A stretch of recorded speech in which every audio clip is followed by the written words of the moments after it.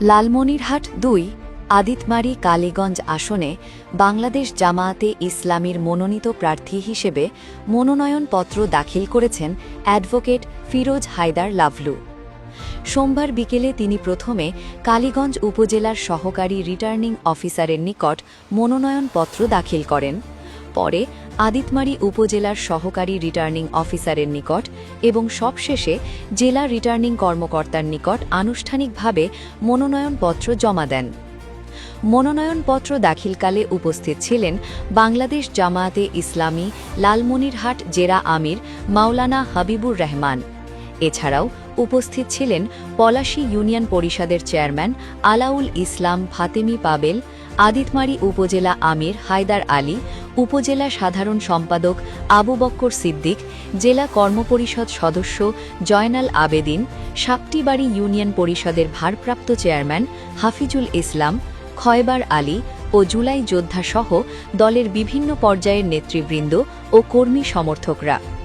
মনোনয়নপত্র দাখিল শেষে অ্যাডভোকেট ফিরোজ হায়দার লাভলু দলীয় নেতাকর্মীদের উদ্দেশ্যে বক্তব্য রাখেন। এ সময় তিনি শৃঙ্খলা পরিস্থিতি নিয়ে কথা বলেন এবং সকলকে ঐক্যবদ্ধ হয়ে দেশ গড়ার প্রত্যয় ব্যক্ত করেন।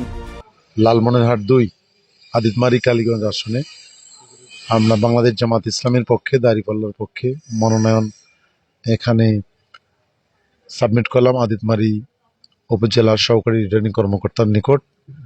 এখানে আমার সঙ্গে উপস্থিত রয়েছেন আজকে বাংলাদেশ জামাত ইসলামী লালমনিরহাট জেলার সম্মানীয় নায়েবে আমির মাওলানা হাবিবুর রহমান, বাংলাদেশ জামাত ইসলামের কর্মপরিষদ সদস্য পলাশী ইউনিয়নের চেয়ারম্যান আমাদের আলাউল ইসলাম ফাতেমি পাবেল ভাই।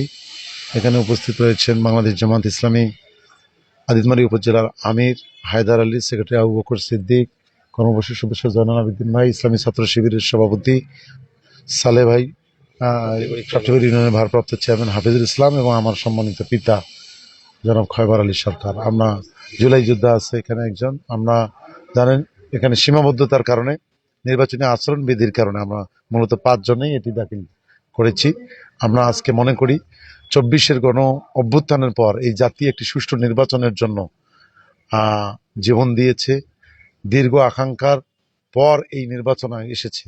এই জাতি মনে করে, জনগণ মনে করে এবার একটি সুষ্ঠু নির্বাচন হবে। আমরাও আশা করি প্রশাসনের নিকট এখন পর্যন্ত পরিবেশ যেভাবে আছে আগামী দিনে আইনশৃঙ্খলা পরিস্থিতি যেন ঠিক থাকে, এটা আমরা সরকার প্রশাসনের নিকট কামনা করি। এবং আমাদের জামাত ইসলামীর নেতাকর্মীদের উদ্দেশ্যে বলতে চাই যে আমরা আমাদের শহীদের আকাঙ্ক্ষা বাস্তবায়নের জন্য আমাদের ২৪-এর মূল চেতনা এবং স্বাধীনতার চেতনাকে ঐক্যবদ্ধ করে ধারণ করে আমরা সমৃদ্ধ আদিতমারি কালীগঞ্জ গড়তে চাই।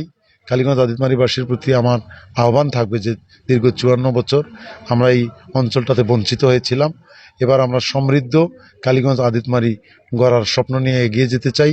সকলে মিলে ঐক্যবদ্ধ কালীগঞ্জ আদিতমারি করতে চাই। সবার সহযোগিতা চাই, দোয়া চাই সবার নিকট। ধন্যবাদ। নেতাকর্মীদের উদ্দেশ্যে আপনি কি বলতে চান? নেতাকর্মীদের উদ্দেশ্যে আহ্বান জানাতে চাই যে আসুন আমরা আমাদের বাংলাদেশকে একসাথে গড়তে হবে, সবাইকে নিয়ে, সকল মানুষকে নিয়ে, সকল ধর্ম বর্ণ রাজনৈতিক দলের মানুষকে নিয়ে করতে হবে।